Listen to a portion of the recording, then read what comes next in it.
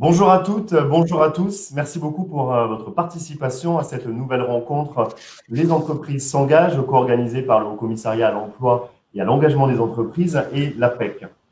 Vous avez été nombreux déjà ces derniers temps à répondre positivement à l'appel du gouvernement sur les sujets d'engagement auprès des jeunes, notamment au travers du dispositif Un jeune, une solution. Aujourd'hui, nous allons vous apporter toutes les solutions, les conseils, les bonnes pratiques pour savoir comment recruter et intégrer des jeunes talents dans votre société. Pour cela, nous avons le plaisir d'accueillir avec nous aujourd'hui Thibaut Guilluy, haut commissaire à l'emploi et l'engagement des entreprises, également Christine Lenaour de l'APEC, également Emeline Bourgoin, DRH d'ING France, et enfin Benjamin Blavier, cofondateur et co-leader de l'association Article 1. Avant de commencer et de laisser la parole au haut-commissaire pour un propos introductif, je vous rappelle les règles de fonctionnement de ce webinaire. Vous pouvez échanger directement avec nous dans l'onglet chat et pour toute question, vous pouvez les poser dans l'onglet questions. Les questions qui seront le plus notées pourront en fin de session être posées directement auprès de nos différents intervenants présents aujourd'hui sur scène. Merci encore à tous pour votre participation et je laisse du coup Thibaut Guilluy, haut commissaire à l'emploi et à l'engagement des entreprises, introduire cette rencontre tournée sur les jeunes et la nouvelle génération. Oui, bonjour à tous. Ravi d'être parmi vous pour ce webinaire sur un des sujets prioritaires du gouvernement et puis de notre ministère, c'est-à-dire les jeunes, l'emploi des jeunes à travers le plan Un jeune, une solution. En résumé, recruter, intégrer des jeunes, c'est un enjeu qui était déjà très important avant même de rentrer dans la crise. Il faut savoir quand même qu'on est quand même un pays qui a du mal, il faut le dire. Nous sommes plutôt les derniers de la classe, si je peux m'exprimer ainsi, dans notre capacité à accueillir, intégrer et faciliter l'entrée des jeunes sur le marché du travail. Ça, c'était notre réalité avant la crise. Et la crise, évidemment, n'aide en rien cela, puisqu'elle vient amplifier, ou en tout cas risquer d'amplifier ce phénomène. Donc, face à tout cela, parce qu'on n'est pas là pour faire les oiseaux de mauvais augure, mais c'est au contraire plutôt de se mobiliser de façon très concrète. Et c'est ce que nous avons fait avec le plan Un jeune, une solution. C'est de se dire finalement, saisissons aussi ce contexte pour relever nos manches collectivement, pour être au rendez-vous de la jeunesse et puis de la génération qui arrive. C'est 750 000 jeunes qui arrivent sur le marché du travail, on l'a déjà dit, mais au-delà des 750 000 jeunes, n'oublions pas le million de jeunes qu'on appelle NEET, qui étaient sans formation, sans diplôme, et finalement en recherche un petit peu de leur voie avant même de trouver un emploi. Donc c'est ce défi-là que nous avons à relever avec Un jeune, une solution. Aujourd'hui, nous avons mis en place une mécanique qui permet à tous les employeurs, j'insiste à tous les types d'employeurs, entreprises évidemment avec énormément d'aide, mais les employeurs de l'ESS, de l'économie sociale et solidaire, les employeurs publics, bref, pour recruter des jeunes en contrat d'alternance avec des aides massives, en CDI, avec des contrats aussi ciblés, en emploi franc, en direction des jeunes en situation de handicap. Bref, il y a toute une batterie d'outils, un arsenal, j'ai envie de dire, pour faciliter, encourager l'emploi des jeunes. Aujourd'hui, un employeur qui passe à côté de cette opportunité-là, c'est quand même un peu dommage. Maintenant, on sait très bien que l'emploi des jeunes ne se résume pas en fait à des aides financières. Je dirais que les aides financières sont un élément éventuellement pour pouvoir faciliter ce travail-là, mais ne résume en rien ce qui permettrait de réussir à relever ce défi. Donc, au-delà des aides financières, il y a des aides massives dans le domaine de la formation professionnelle avec le plan d'investissement sur les compétences. Donc, notamment dans le domaine de transition numérique, transition écologique, des métiers du soin et du prendre soin. Donc, il y a aussi ces ressources-là. Mais ces dispositifs font parfois une forêt, une jungle qui rend la chose peu aisée pour les jeunes de pouvoir s'en saisir et peu aisée pour les entreprises de pouvoir s'en saisir, tout particulièrement les TPE, les PME.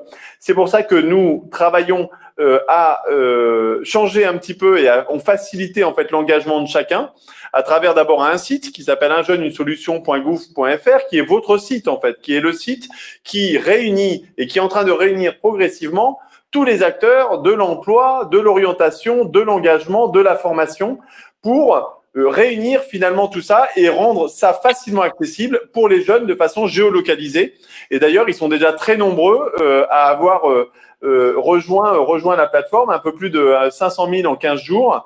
Et ils sont très actifs sur la plateforme en termes de recherche d'emploi, de formation, etc. Donc, c'est un outil très concret, très pratique pour passer à l'action pour tous les jeunes qui cherchent leur voie ou qui cherchent un emploi. Et c'est aussi un outil très pratique et très concret pour les entreprises qui cherchent des jeunes, qui cherchent à recruter. C'est le thème d'aujourd'hui. Trouver des talents de Bac+5 à Bac-12, mais qui en tout cas ont comme objectif de trouver une formation, de trouver un emploi. Donc ça, c'est quelque chose de très concret sur lequel évidemment nous vous engageons, nous vous invitons, notamment les employeurs, à venir vous y inscrire, à venir dire votre engagement d'être un jeune, une solution, et nous vous accompagnerons avec tout un tas de services qu'on est en train d'améliorer au fur et à mesure pour vous aider évidemment dans le sourcing, dans l'accompagnement et dans la concrétisation des engagements que vous prenez sur le site. Il y a déjà près de 600 entreprises en 15 jours qui nous ont rejoints, un peu plus de 50 000 engagements de recrutement et l'objectif, c'est d'amplifier ça avec vous. Donc, rejoignez-nous là-dessus. Le dernier point, mais Benjamin l'expliquera mieux que personne, c'est toute l'action des associations et des acteurs de l'orientation, de la jeunesse, de l'emploi, notamment à travers toutes les dynamiques de tutorat, de mentorat, qui me semble sont déjà existantes, sur lesquelles Benjamin pourra partager un petit peu la dynamique et sur lequel il nous faut réussir collectivement le changement d'échelle pour finalement aller progressivement vers un droit à un mentorat, vers un droit à un tutorat, c'est-à-dire la possibilité pour chaque jeune de pouvoir à un moment donné rencontrer quelqu'un qui est déjà dans l'entreprise et qui va pouvoir lui partager un petit peu de son expérience, de son savoir-faire, de son envie et puis tisser les liens de confiance qui sont évidemment nécessaires tant pour l'employeur que pour le jeune pour pouvoir réussir un recrutement. Voilà, j'en ai déjà dit beaucoup trop. Je vous propose maintenant d'écouter nos intervenants que je remercie pour pouvoir de venir partager un petit peu leur témoignage très concret de ce qui peut se jouer en ce moment pour pouvoir vous inspirer. Et puis ensuite, il y aura un temps de questions-réponses tous ensemble pour faire de Un jeune, une solution un vrai mouvement collectif. Merci beaucoup pour cet appel à l'engagement des entreprises. Nous allons maintenant du coup écouter le témoignage de Christine Denaour, donc, qui est consultante RH Relations Entreprises à l'APEC, qui va nous représenter l'APEC, mais surtout pouvoir expliquer comment vous accompagnez les entreprises dans leur recrutement et quelles sont finalement les mesures de soutien qui sont à disposition actuellement. Merci beaucoup. Bonjour à toutes et tous. Alors, en préambule, un petit rappel de ce qu'est l'Association pour l'emploi des cadres. Je rappelle, une structure de droit privé et paritaire qui s'adresse aux entreprises et aux jeunes issus de l'enseignement supérieur Bac+3 minimum. Et cet organisme qu'est l'APEC est préfinancé par un système de cotisations obligatoires. Donc, l'ensemble des services que je vais évoquer ce matin, ce midi avec vous, sont gratuits pour les entreprises, sont donc accessibles sans coût supplémentaire. Alors, petit rappel aussi, comme l'a dit Thibaut, sur l'engagement de l'APEC en direction de ce dispositif Un jeune, une solution. L'APEC, dans sa mission, accompagne les jeunes, je l'ai dit tout à l'heure, et nous avons un dispositif Objectif Premier Emploi qui permet d'accompagner d'ici un an 50 000 jeunes Bac+3 minimum, dont 33 000 d'entre eux seront accompagnés via un atelier spécifique qui leur permet d'avoir très rapidement la démarche structurée de recherche d'emploi. Alors, ces jeunes qui sont accompagnés par l'APEC, évidemment, les entreprises, les décideurs peuvent les rencontrer à l'occasion d'événements de mise en relation. Donc, c'est ce qu'on appelle nos APEC Connect. L'idée, effectivement, est de faire en sorte de rencontrer ces jeunes, ces candidats, alors de manière plutôt informelle. On a tendance à dire l'entreprise vient sans stand, sans plaquette, et le jeune vient sans CV. Donc, c'est très important, il y a des opérations de mise en relation, des événements de mise en relation dans l'ensemble des territoires aujourd'hui. L'accompagnement de l'APEC en direction des entreprises consiste surtout à accélérer le processus de recrutement. Donc, l'idée, c'est de faire gagner aux dirigeants, aux décideurs d'entreprise 2 semaines sur leur processus. Alors, comment cela est possible? D'une part, le service Sourcing Plus consiste à réaliser la présélection des candidatures, donc à partir des objectifs de l'entreprise, à partir des critères qu'elle peut nous confier, on va réaliser la sélection, la présélection des dossiers, de façon à ce que en moins de 8 à 10 jours, l'entreprise puisse avoir les dossiers qui correspondent à son besoin. Et puis, une autre façon de gagner du temps, c'est d'avoir accès à la base de profils. Il y a aujourd'hui un peu plus de 316 000 profils disponibles sur le site apec.fr. Donc, un recruteur, une entreprise peut tout à fait poser sa requête à partir du métier, de la région dans laquelle le métier est positionné, une fourchette de rémunération, un niveau de diplôme, et la requête va lui permettre d'avoir accès aux quelques profils très, très adaptés. Et puis, évidemment, pour en savoir plus, l'entreprise peut tout à fait consulter le CV. Et puis, et c'est pas un item parmi les moindres. L'important, c'est que l'entreprise n'oublie jamais de valoriser ses atouts et autrement dit de valoriser sa marque employeur. Et pour ce faire, l'APEC, le consultant de l'APEC est aux côtés de l'entreprise pour réaliser avec elle et pour elle un diagnostic de marque employeur. L'idée étant de bien prendre conscience des atouts, de les identifier et de communiquer sur ces atouts dans les offres, lors des événements de mise en relation, par exemple. Et puis, l'idée aussi du consultant de l'APEC, c'est de sensibiliser l'entreprise sur probablement quelques freins qu'elle peut ignorer. Donc, on va appuyer là où ça fait mal. En fait, on va les regarder dans les moteurs de recherche. Est-ce qu'il y a du bad buzz concernant l'entreprise? Sur les sites de notation, est-ce qu'il y a des commentaires négatifs? Quelle est sa présence sur les réseaux sociaux? Bref, tout ce qui pourrait faire obstacle et l'empêcher d'attirer de jeunes talents, ça peut être nécessaire de bâtir un plan d'action et des recommandations pour pallier ces difficultés. Et puis, dernière chose, évidemment, attirer et recruter, c'est une chose, encore faut-il bien prendre le temps d'intégrer. Je n'en dis pas plus d'ailleurs, puisque tout à l'heure, Emeline d'ING nous dira ce qu'elle a mis en place au niveau du recrutement et de l'intégration, et notamment de manière digitalisée. Alors, les aides à l'embauche, petit rappel, là j'ai évoqué la mission de l'APEC concernant les jeunes diplômés Bac+3 minimum. Là, ce que je vais évoquer avec vous, ce sont les aides à l'embauche pour tous les jeunes, donc pas uniquement les diplômés, pour tous les jeunes, donc très très important, comme le disait tout à l'heure Thibaut, c'est un accélérateur, ça peut avoir un effet booster pour une entreprise de bénéficier de ces aides. Alors, la plateforme évoquée par Thibaut, voilà l'adresse de ce site.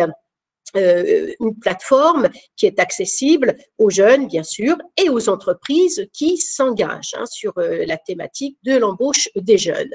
Alors, pour faire vite, puisque je regarde aussi, je vais bien maîtriser mon temps de parole, donc quelques aides que je vais mettre en lumière. La première, c'est celle, sans doute, que vous connaissez déjà, concernant l'embauche de jeunes de moins de 26 ans, une aide de 4 000 € par salarié. Cette aide court jusqu'au 31 janvier 2021. hein, donc à date, hein, pour autant que je sache. Et cette aide concerne toutes les entreprises, toutes les associations, sans limite de taille effective. Hein. Très important.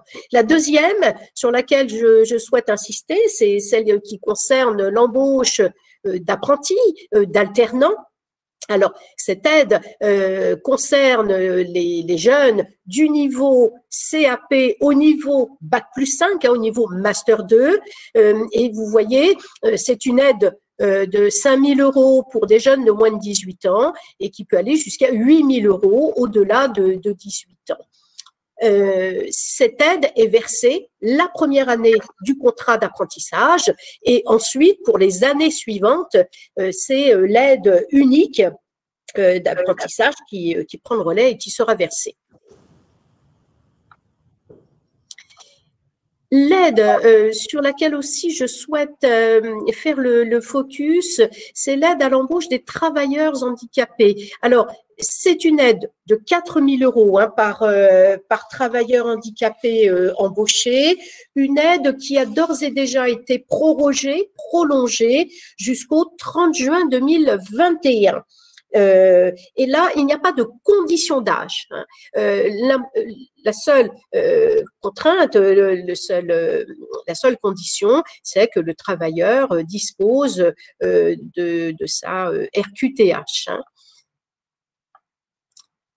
Une autre aide qui me semble parfois méconnue et qui peut être aussi très importante pour un candidat et une entreprise, c'est l'aide à l'embauche dans l'aide à l'embauche emploi franc. Alors, de quoi s'agit-il? En fait, il s'agit de valoriser les jeunes qui résident dans les quartiers prioritaires de la ville. Alors, les quartiers prioritaires de la ville, de mémoire, il y en a 194 hein, en France et en Outre-mer. L'idée, je vous ai mis ici l'adresse de ce site sij.ville.gouv.fr. Il s'agit de taper le numéro de sa rue et sa ville et le site vous dit si vous résidez ou si le candidat ou la candidate réside dans un quartier prioritaire de la ville. Les montants de cette aide ont été bonifiés à l'automne, hein, donc vous les avez ici à l'écran, 17 000 € pendant 3 ans au lieu de 15 000 €. En revanche, cette aide emploi franc n'est pas cumulable avec d'autres aides. Et puis, l'aide aussi qui concerne le volontariat territorial en entreprise, notamment le VTE vert, qui n'est peut-être pas suffisamment connu aussi des entreprises. Donc, une aide, un dispositif qui est piloté depuis 2018 par BPI France, hein, et c'est une aide de 8 000 € qui peut permettre l'embauche de jeunes qui vont notamment avoir une mission, une responsabilité autour de la transition écologique. Hein. Donc, ça peut permettre à une entreprise de réfléchir, par exemple, sur l'impact environnemental de son produit, de son service, et le jeune peut donc travailler sur cette mission et l'entreprise peut bénéficier d'une aide. Et puis, et j'en terminerai ici, je rappelle hein, ces aides aussi qui concernent les jeunes, cette fois les jeunes parmi les moins qualifiés, hein, où il s'agit de les accompagner. Donc, vous savez, ce sont ces dispositifs qu'on appelait dispositifs aidés hier et qui aujourd'hui, notamment depuis 2018, hein, s'appellent plutôt parcours emploi compétences. Hein. Et là, ça a du sens, c'est-à-dire que ces jeunes qui ne sont pas qualifiés ou pas formés, il va s'agir de les accompagner sur une durée plus ou moins longue hein, dans l'entreprise, de manière à ce qu'ils acquièrent un titre, une qualification professionnelle. Et donc, des aides possibles pour l'entreprise. Voilà, j'en ai fini sur cette thématique des aides. Merci beaucoup Christine pour ces informations précieuses pour nos entreprises. Et justement, avant de laisser la parole à Evelyne Bourgoin, une première question. Quelles sont les aides qui sont cumulables parmi les aides que vous avez mentionnées?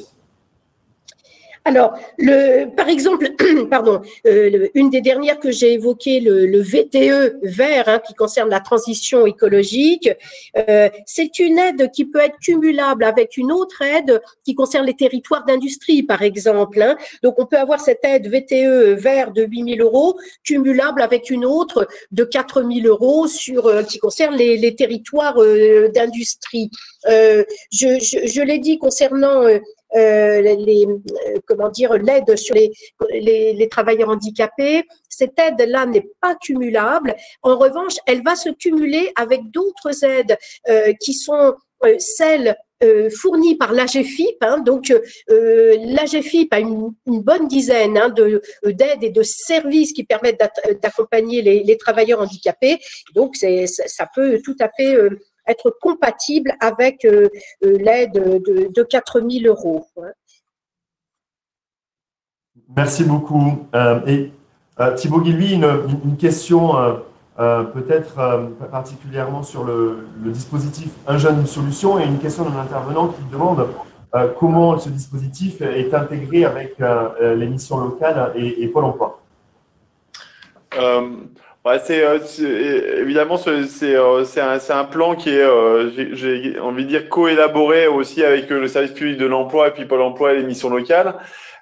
Très concrètement, par exemple, quand vous allez sur le site Un jeune, une solution, vous allez retrouver notamment toutes les offres d'emploi de Pôle emploi. On est en train de travailler par contre sur un parcours le plus intégré possible pour pouvoir faciliter la vie, je dirais, puis le parcours des jeunes. Il y a aussi que chaque entreprise qui va s'engager en fait dans Un jeune, une solution va être accompagnée aussi.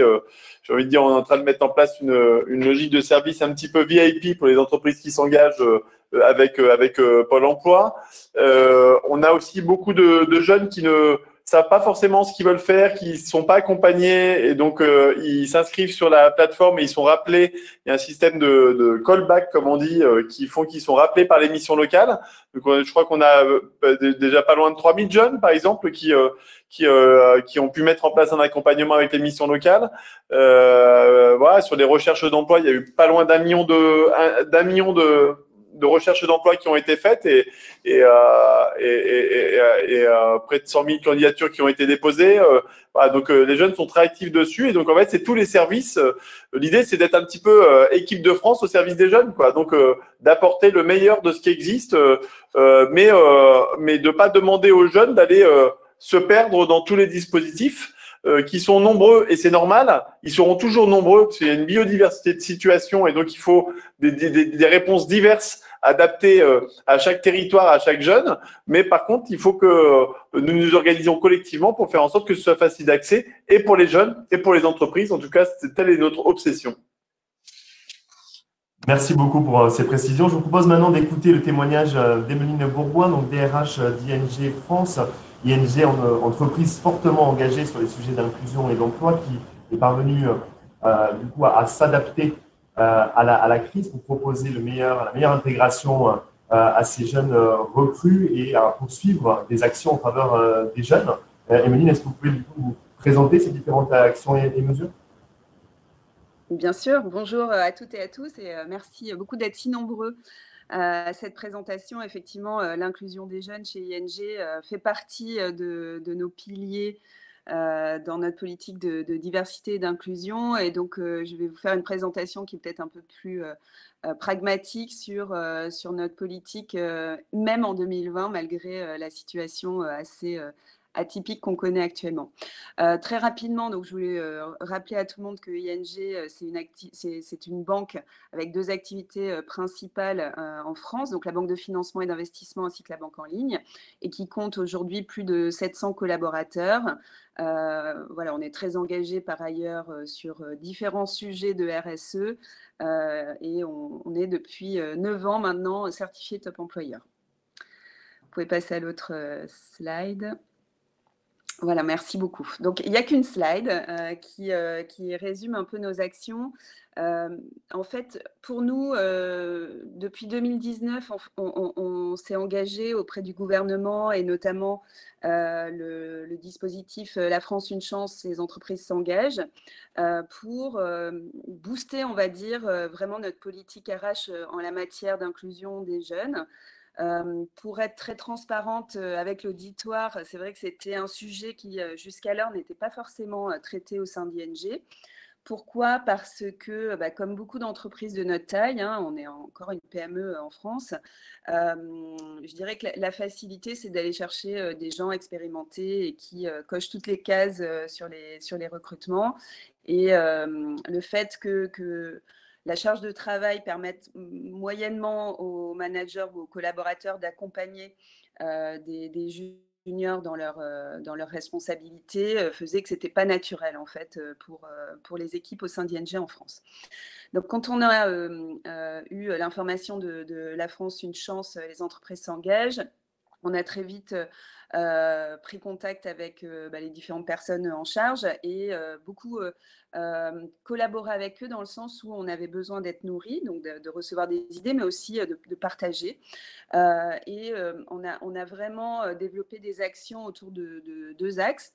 Le premier, l'apprentissage dans le sens général du terme, c'est-à-dire former en tant qu'employeur des futurs diplômés. Donc, ça passe par des engagements qu'on a pris à l'époque pour des jeunes stagiaires, notamment de 3e, des quartiers prioritaires de la ville, qui n'ont pas les réseaux des autres jeunes qu'on pouvait accueillir jusqu'alors dans l'entreprise, qui étaient souvent les enfants des salariés. Donc ça, c'était le premier engagement qu'on a pris.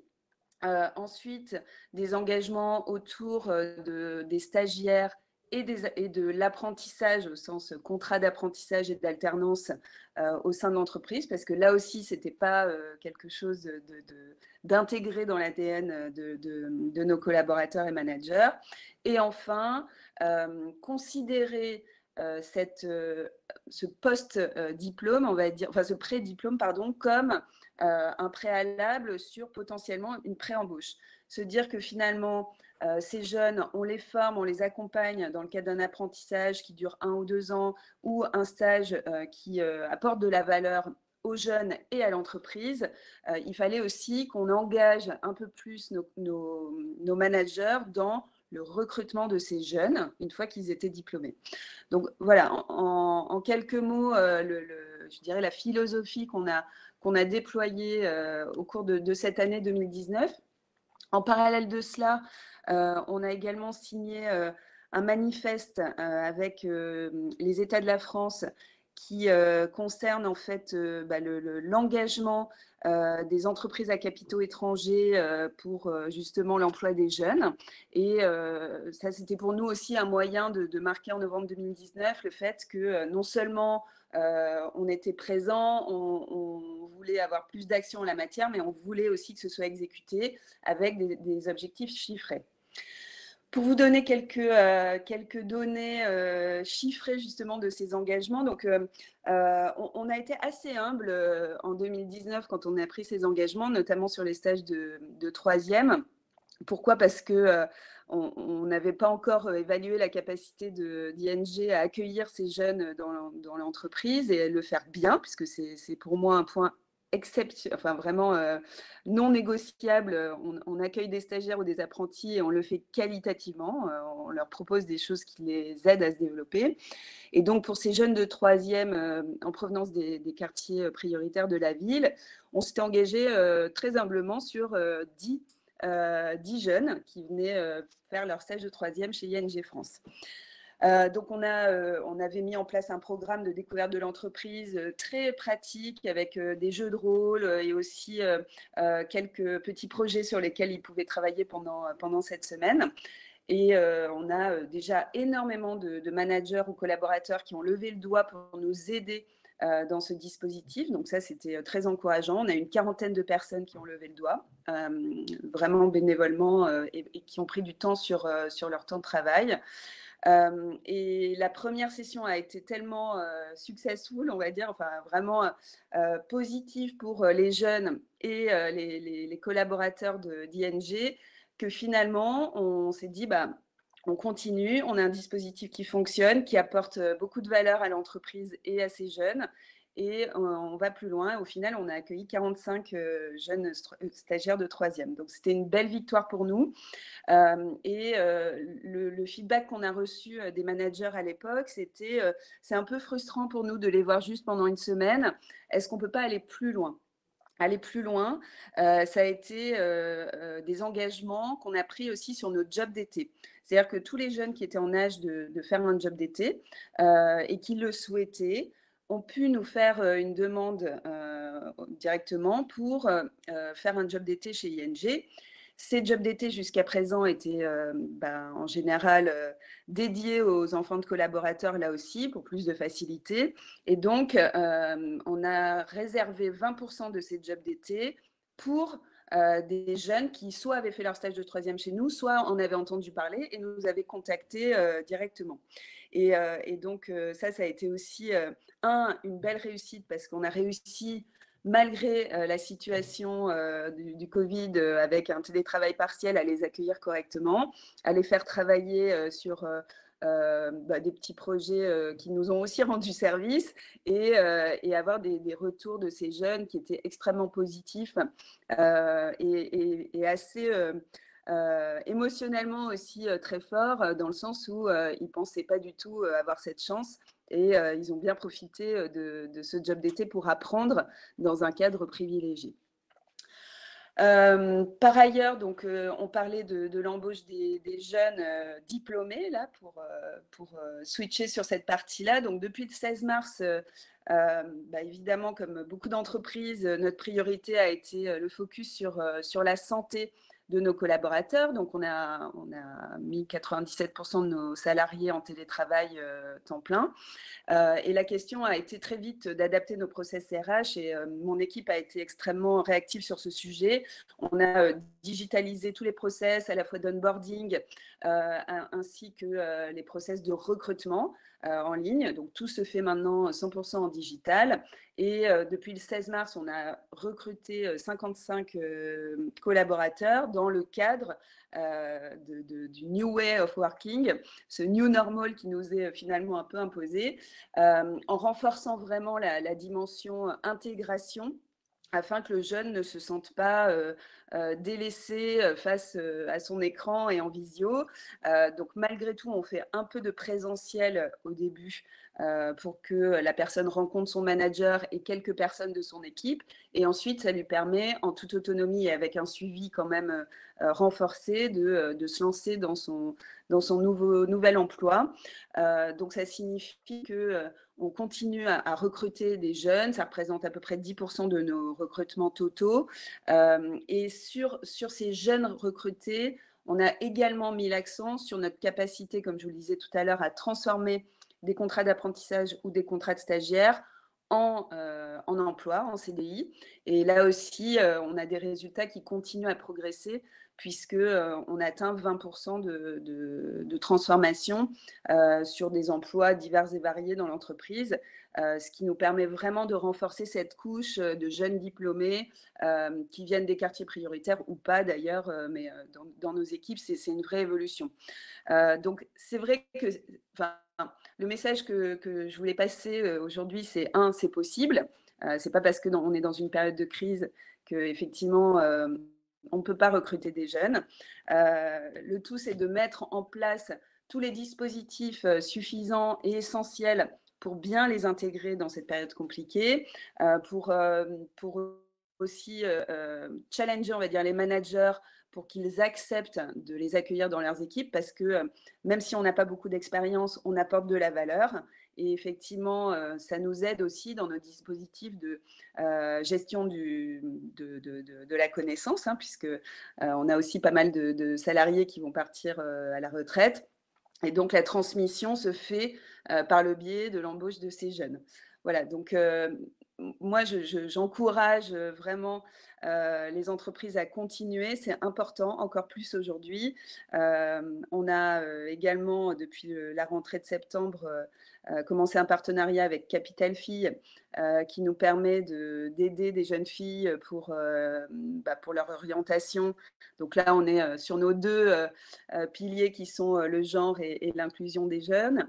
Mais voilà, c'est des dispositifs qui sont extrêmement importants et je remercie aussi Christine et le gouvernement pour tout ce que vous mettez en place pour nous aider. Sans parler évidemment des soutiens financiers. Hein. L'apprentissage s'est développé de façon conséquente chez ING, aussi grâce aux aides proposées par le gouvernement. Donc voilà. Merci beaucoup, Emeline. Merci à vous pour vos engagements déjà pour les jeunes, l'inclusion et pour ce témoignage. Avant de laisser la parole à Benjamin Blavier, une question pour vous. Alors peut-être que la digitalisation de vos process RH y a aidé, mais une question posée qui est en termes opérationnels. Comment qu'avez-vous mis en place pour dégager du temps, notamment pour vos managers, pour se dédier sur ces sujets d'accompagnement des jeunes? Alors, je vais être très honnête avec vous, hein, on n'a pas mis de dispositif en place. On a vraiment fait un appel à volontariat afin que les personnes qui voulaient prendre le temps le prennent. Donc, voilà, c'est ce qui s'est passé. Les 40 personnes qui nous ont aidés à chaque moment. Je ne vous ai pas parlé des vacances apprenantes aussi, mais bon, voilà, je ne vais pas prendre une heure pour parler de tout ce qu'on a mis en place cette année. C'est des gens qui ont pris du temps utile sur leur temps de travail. Et voilà, donc c'était sur la base du volontariat, tout simplement. D'accord. Merci beaucoup. On reviendra sur d'autres questions après le témoignage de Benjamin Blavier. Donc, bonjour Benjamin. Benjamin, du coup, cofondateur d'Article 1, vous travaillez sur de nombreux sujets axés sur les jeunes, notamment le mentorat, les soft skills ou encore l'accompagnement des jeunes vers l'emploi, notamment dans les quartiers bohèmes de la ville. Du coup, je vous laisse la parole pour expliquer vos sujets et l'accompagnement des jeunes à l'heure actuelle. Oui, bonjour à tout le monde. Merci pour cette opportunité effectivement de vous expliquer un peu ce que l'on fait. Très rapidement, pour ceux qui ne connaissent pas Article 1, nous, notre travail, c'est de lutter contre l'inégalité des chances. Voilà, donc je vous donne juste deux chiffres. Je ne vais pas vous en abreuver parce qu'il y en a malheureusement une foultitude, mais deux chiffres que vous retrouverez dans le rapport que Martin Hirsch va publier très prochainement sur l'ouverture sociale dans l'enseignement supérieur. Vous avez malheureusement un constat qui est que si vos parents sont diplômés du supérieur, vous avez 73% de chances d'avoir un diplôme de l'enseignement supérieur. Si vos parents ne sont pas diplômés du supérieur, vous avez 17% de chances d'avoir un diplôme de l'enseignement supérieur. Donc on constate qu'il y a encore en France une très forte inégalité des chances dans l'accès aux études. Et évidemment, on sait que plus vous êtes diplômé, plus vous avez quand même des meilleures chances d'insertion professionnelle en fonction de la catégorie socio-professionnelle de vos parents, en fonction de votre territoire. Il y a des écarts territoriaux faramineux, ça varie du simple au double en termes d'accès à l'enseignement supérieur suivant les régions, également en termes de genre, également en termes de couleur de peau, de minorité. On connaît les phénomènes de discrimination, donc on est sur ce phénomène malheureusement très précis. Et donc nous, notre travail à nous, Article 1, c'est de lutter contre l'inégalité des chances sur un segment, j'allais dire bien particulier, qui est fin de lycée, première, jusqu'à Bac+5, accès à l'emploi avec tous ceux qui évidemment veulent en cours de route accéder plutôt à l'emploi. Donc c'est ça, nous, notre travail. Donc moi, je vous invite à réfléchir à un sujet qui est que, en fait, ce dont vous parlez aujourd'hui, c'est la question de l'accès à l'emploi, le recrutement. Essayez de bien envisager que la temporalité, c'est pas le moment où le jeune se lance sur le marché de l'emploi que tout se joue, ça se joue très en amont. Et là, les entreprises ont un vrai rôle à jouer. Le temps du recrutement, ça se prépare, j'allais dire quasiment dès le collège. Et on l'a vu tout à l'heure avec le témoignage sur les stages de troisième. C'est vrai que beaucoup de choses se jouent à ce moment sur voilà, la découverte du monde professionnel, l'accès à un réseau professionnel qu'on n'a pas forcément avec nos parents ou avec nos proches, la confiance en soi, les modèles de réussite. Enfin, il y a une foultitude de sujets. Donc nous, on a un outil très concret que l'on propose aux entreprises et sur lesquels les entreprises ont une parfaite légitimité pour intervenir, c'est le sujet du mentorat. avec Thibaut, on plaide depuis longtemps et on continuera à le faire sur le sujet du droit au mentorat. Moi, je considère que chaque jeune de France, depuis le collège jusqu'au bac+5, s'il est défavorisé, devrait avoir un droit au mentorat avec un professionnel du monde de l'entreprise qui va lui apporter ce que les enseignants, avec la meilleure volonté du monde, parce que c'est eux qui restent quand même en première ligne sur les questions d'égalité des chances, ne peuvent pas apporter. Je vais prendre des exemples très concrets. Vous êtes au collège, vous avez besoin effectivement d'accéder à un stage de 3e. Vous êtes au collège, vous avez à un moment besoin de soutien scolaire et vos parents ne sont pas en capacité de vous aider.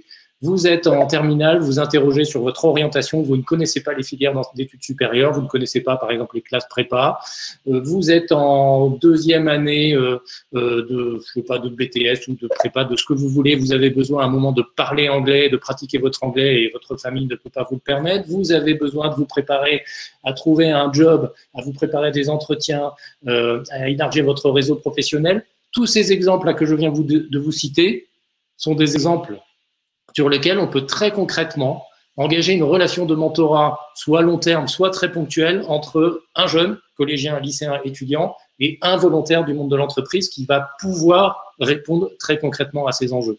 Donc, on est sur voilà, quelque chose qu'on a absolument besoin de renforcer en France. On parle de droit au mentorat parce qu'effectivement, les initiatives portées par le monde associatif restent, j'allais dire, relativement limitées. Et moi, je considère qu'on devrait pouvoir le faire. Je vous donne un chiffre. Vous avez 720 000 étudiants boursiers dans l'enseignement supérieur. Moi, je pense que ces 720 000 étudiants boursiers, à un moment, ils devraient pouvoir avoir un coup de pouce, soit limité quelques mois, soit de longue durée, porté par un volontaire du monde de l'entreprise qui puisse l'accompagner pour définir son projet professionnel. Donc, c'est vraiment de ça qu'on essaye d'instituer. Je pense qu'il faut que vous… Enfin, je vous en parle avec une forme d'enthousiasme parce que je considère qu'on est sur quelque chose qu'aujourd'hui, auquel on n'accorde pas suffisamment de crédit. On a l'impression que le mentorat, c'est quelque chose de sympathique, d'un peu caritatif. Non, ça a un impact très concret. Je vous cite un chiffre, juste pour finir là-dessus, sur le mentorat.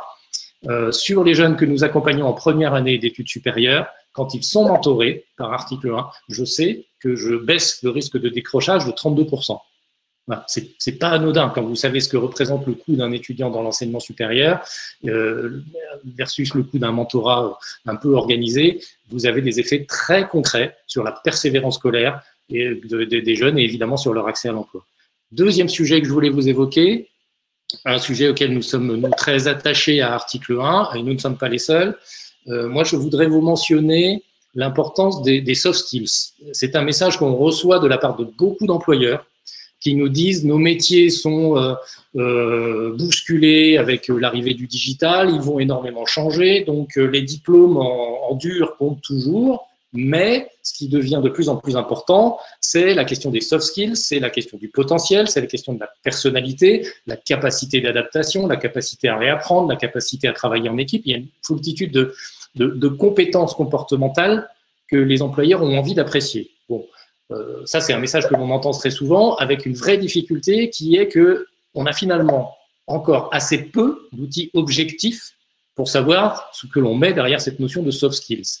Et moi, j'ai aussi une situation où ce que je constate, c'est que beaucoup de jeunes issus de milieux défavorisés, donc qu'il s'agisse de jeunes de quartier, mais aussi de territoires ruraux ou de bassins désindustrialisés, ne comprennent pas, ne connaissent pas cette notion de soft skills et ne se rendent pas compte qu'ils peuvent avoir développé des soft skills à l'école ou en parallèle de l'école dont ils n'ont même pas conscience. Et je pense, moi, que c'est ce qu'on appelle, nous, on considère que c'est la prochaine frontière de l'égalité des chances. Soit on est capable de créer le dialogue entre des jeunes qui vont pouvoir dire quels sont mes soft skills et des entreprises qui vont pouvoir dire quelles sont mes attentes en termes de soft skills pour faire en sorte que ça matche, et auquel cas on sera capable d'aller chercher tous les talents, y compris ceux des territoires défavorisés, soit on n'est pas capable de le faire et on risque de passer à côté de ces talents et même de renforcer les discriminations. Donc très concrètement, moi j'ai une plateforme dédiée à ça qui s'appelle jobready.fr, où en gros vous pouvez, si vous êtes jeune, et d'ailleurs que vous soyez ou pas issu de milieux défavorisés et que vous soyez ou pas étudiant, vous pouvez saisir vos expériences de vie extrascolaires et on va vous traduire ça en compétences transversales. Voilà, j'ai fait du sport à haut niveau, j'ai fait un service civique, j'ai fait un petit job chez Decathlon, chez McDo ou autre, j'ai aidé mon petit frère à faire ses devoirs à l'école.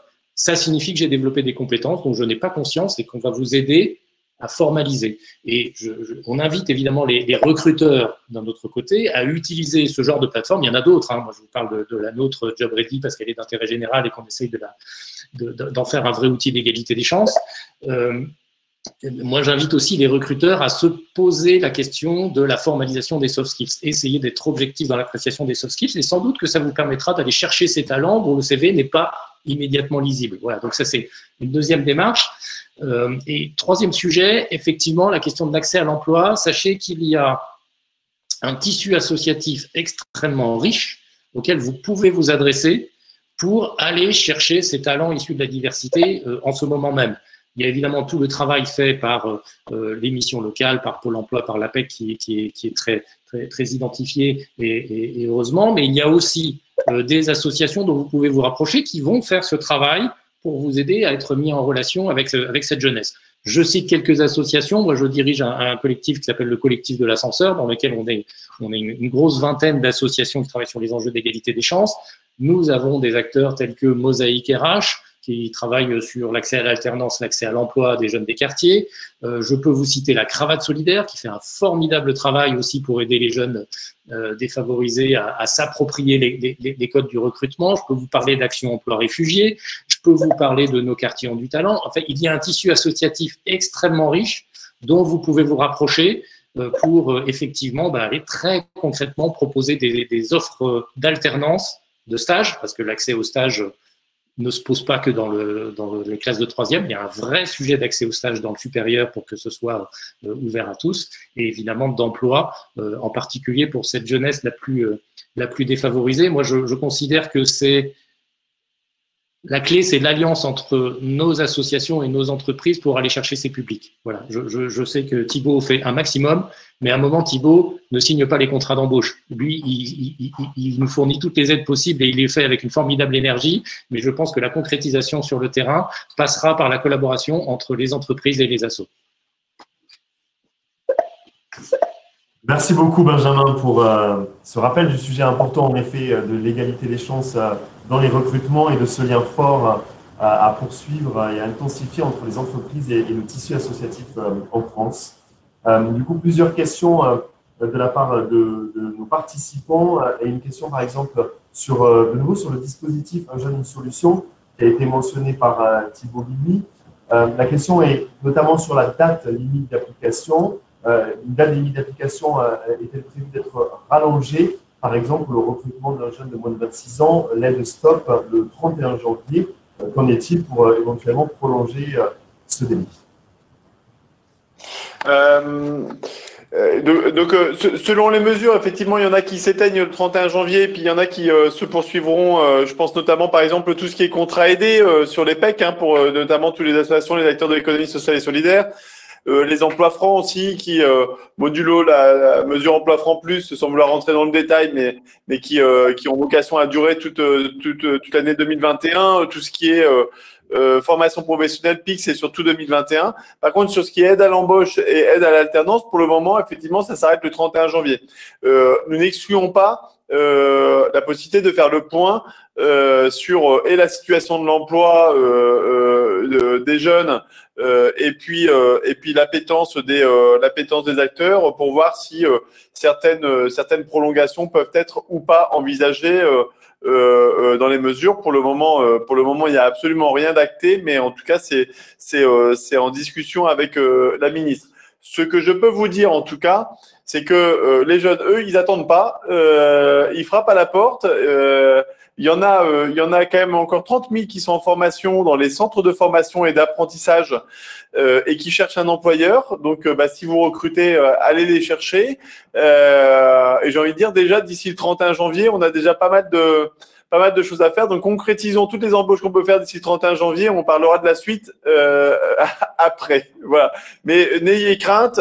On est dans une démarche où l'objectif, c'est qu'on soit au rendez-vous de cette génération ensemble. Et évidemment, je rejoins tout à fait les propos de Benjamin sur le fait que c'est d'abord les collaborations entre les acteurs de l'orientation et de l'emploi, donc les associations et le SPE et les entreprises, qui fait que ça fonctionne ou que ça fonctionne pas. Donc, à encourager vivement et allez voir aussi le site de l'ascenseur pour voir toute la liste de toutes les associations qui sont impliquées à des degrés divers dans les partenariats avec les entreprises. Merci beaucoup. Je poursuis du coup dans les questions, de nombreuses questions des participants. Une question pour Christine Lenaou. Vous décrivez tout à l'heure les dispositifs d'accompagnement de l'APEC. Dans ces dispositifs d'accompagnement, notamment sur le sourcing, est-il possible également pour des jeunes n'ayant pas un bac plus 3 minimum? Alors, l'ensemble des offres d'emploi que nous publions sur le site APEC.fr, l'ensemble de ces offres sont ouvertes à tout candidat. Donc, autant les services qui permettent d'accompagner les jeunes, effectivement, les services de l'APEC s'ouvrent à partir du niveau bac plus 3. Pour autant, un candidat, une personne qui considère qu'elle a les compétences et notamment qu'elle détient les compétences si précieuses que Benjamin évoquait tout à l'heure, les fameux soft skills, toutes ces compétences relationnelles qui sont transversales, bien au-delà du diplôme, cette personne peut tout à fait se positionner sur une offre et sa candidature sera considérée avec le même intérêt que les autres. Donc, c'est très important aussi, c'est dans le rôle de l'APEC que d'aller favoriser des candidats bien sûr formés, qualifiés, avec un titre, un diplôme, et puis d'autres candidats qui n'ont pas ce parcours, mais qui ont un savoir-faire, qui ont une expérience. Donc, oui, on peut tout à fait regarder avec attention les offres et se positionner si on considère qu'on en a et le talent et les compétences. Merci beaucoup et je poursuis puisqu'il y a une double question à cette question. Dans votre processus d'accompagnement, les personnes non retenues, du coup, que deviennent-elles? Comment sont gérées les personnes qui ne seront pas retenues dans le fonctionnement? Alors, je l'ai dit, l'APEC accompagne à la fois les entreprises et les cadres, les jeunes, bien évidemment. Donc, ça veut dire qu'il faut même considérer la mission de l'APEC de manière différente. Nous-mêmes, puisque nous accompagnons l'ensemble de ces populations, cadres et jeunes, il arrive aux conseillers de l'APEC de pousser, comme on dit, les candidatures en direction des entreprises. Donc, il faut même prendre le problème à l'envers. On élimine personne, on ne laisse personne sur le bord du chemin. On peut considérer ponctuellement qu'une candidature ne soit pas adaptée, mais comme la personne est accompagnée par le consultant, on va faire en sorte peut-être de regarder comment on peut, pour une prochaine candidature, mieux adapter le CV, l'outil. Mais souvent, c'est l'inverse qui se produit, c'est-à-dire qu'on va chercher dans nos bases, dans nos portefeuilles, en fait, parmi les personnes que nous accompagnons, celles qui nous semblent bien correspondre aux besoins de l'entreprise. Donc, c'est de cette façon qu'il faut le voir. Donc, il n'y a pas d'échec, si je puis dire. Il y a au contraire souvent une mise en relation. C'est vraiment le rôle de l'APEC, c'est essentiel de considérer que notre mission, elle est réussie toutes les fois où on sait marier, où on sait mettre en relation les entreprises qui recherchent et les candidats qui recherchent. Merci beaucoup Christine. Benjamin, vous évoquiez tout à l'heure le lien justement entre les associations et les entreprises. Est-ce que du coup, dans les propositions de format et de travaux communs, travailler avec tout type d'entreprise, grande entreprise, petite entreprise, tout secteur confondu? Oui, on travaille évidemment avec toutes les entreprises de tout secteur confondu. C'est le cas de l'article 1. Si je reviens sur le sujet du mentorat, je vous mentionne l'existence d'une nouvelle association qui s'appelle le collectif mentorat. Vous pouvez le retrouver sur Internet. Et en gros, ce collectif mentorat fédère les 8 principales associations de mentorat en France. Vous retrouvez des gens comme l'AFEV, qui est une très grosse association évidemment de mentorat étudiant. Vous retrouvez Article 1. Vous retrouvez Télémac, qui travaille sur les collégiens et lycéens. Vous retrouvez Chemin d'avenir, qui travaille sur le mentorat pour des jeunes ruraux. Et vous trouvez NQT, qui travaille sur le mentorat pour des jeunes qui sont diplômés et en recherche d'emploi. Donc, moi, je vous invite à vous rapprocher, quelle que soit la taille de vos entreprises, de ces associations. Ça n'est pas une liste exhaustive. Il y a aussi des associations autres locales qui peuvent initier des démarches de mentorat, et vous pouvez aussi tout à fait regarder dans votre environnement immédiat. Je pense que vous trouverez des acteurs, et ce collectif mentorat, en gros, c'est constitué parce qu'effectivement, on ressent une envie de plus en plus forte de s'engager de la part des entreprises, quelle que soit leur taille. Nous, je vous l'ai dit, on est absolument convaincus de l'utilité et de l'impact de l'engagement des collaborateurs d'entreprise. Enfin, on a des preuves dans tous les sens du fait que ça apporte très concrètement des informations décisives dans le parcours des jeunes. Donc, vous pouvez y aller en confiance auprès de ces acteurs qui ont tous une démarche très structurée de formation et d'accompagnement des mentors pour que ce soit le plus efficace possible. Merci beaucoup. Et peut-être une dernière question pour l'un de vous, une question plus générale. Pouvez-vous nous en dire plus justement sur le processus du parrainage? Sur le processus du parrainage, alors, je ne sais pas exactement ce que vous entendez par processus du parrainage. En fait, il va varier suivant les associations. Je dirais que en général, ça fonctionne de la manière suivante. Vous avez un besoin qui est précisé par un jeune, voilà, qui vous dit, je pense par exemple à des publics lycéens en terminale, et ils vont pouvoir vous exprimer un besoin très concret. Assez souvent en terminale, ça va être, par exemple, j'ai besoin d'un soutien scolaire parce que j'ai pris maths ou histoire dans mes options fortes au bac, et mes parents n'ont pas les moyens de me payer des cours de soutien privé, je suis un peu juste, j'aurais besoin de renfort. Bon. Ou alors, je suis paumé sur mon orientation, je n'y connais rien, ou je suis en autocensure, j'ai peut-être même la capacité de faire une classe prépa à côté de chez moi, mais je ne sais même pas que ça existe, donc j'aurais besoin d'un accompagnement à ce moment-là. Et assez souvent, notre job à nous, associations, consiste à trouver un interlocuteur dans le monde professionnel qui va être en capacité d'apporter un coup de main à ce jeune. Donc, on a un double travail d'identification de besoins du jeune et d'identification de ce que les volontaires peuvent apporter. On le fait soit en présentiel, soit en ligne. Nous, on est en train de développer une plateforme qui s'appelle 1 à 1, qui va permettre de faire ça en ligne et qu'on va lancer en janvier. Et ensuite, notre travail consiste à nous, associations, à créer la relation et à vérifier que ça marche. Et il y a évidemment tout un travail en parallèle de formation du mentor pour qu'il puisse faire l'exercice en sachant comment travailler avec le jeune, et puis évidemment d'accompagnement du jeune aussi. Ensuite, vous avez des modalités qui peuvent être très différentes. Soit ça s'arrête là, et c'est un coup de main ponctuel, soit vous avez un travail sur la durée, où là, du coup, les objectifs de parrainage peuvent évoluer au fil du temps. Voilà. Vous démarrez souvent par un besoin très concret, c'est presque contractuel, j'allais dire, entre un jeune et un volontaire, et ensuite, ça peut évoluer au fil de l'eau. Moi, j'ai plein d'exemples, par exemple, de jeunes qu'on a accompagnés à Bac+2, qui étaient en recherche de contrat d'alternance et qui venaient nous voir en disant personne autour de moi n'est capable de me préparer un entretien d'embauche, comment je peux faire? Donc moi, je mobilisais des acteurs RH en entreprise qui pouvaient les aider. Et du coup, ensuite, la relation durant dans le temps, finalement, les besoins arrivent à évoluer. C'est pour ça que je parle plutôt de mentorat que de parrainage. C'est que une relation de confiance s'institue, et sur le long terme, la dimension contractuelle immédiate, j'allais dire, elle est vite dépassée, et ça devient une relation d'entraide réciproque entre un mentor et un jeune, où le jeune va pouvoir exprimer finalement d'autres attentes au fil de son parcours. Ok, tu m'as aidé pour me préparer un entretien pour une alternance, j'ai trouvé une alternance. Demain, j'ai besoin d'aller vers des études différentes, ou je vais avoir besoin de changer d'entreprise et j'ai pas de réseau. Et là, du coup, la relation va pouvoir évoluer au fil du temps.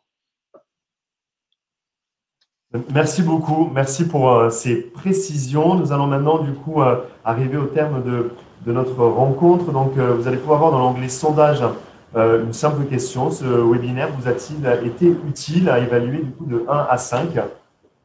Merci beaucoup à tous. Merci Thibault Libby, merci Christine, merci Emeline, merci Benjamin pour vos témoignages importants, forts, pour montrer justement quelles sont les bonnes pratiques et les bons conseils à donner à l'ensemble des entreprises qui souhaitent s'engager sur cette thématique.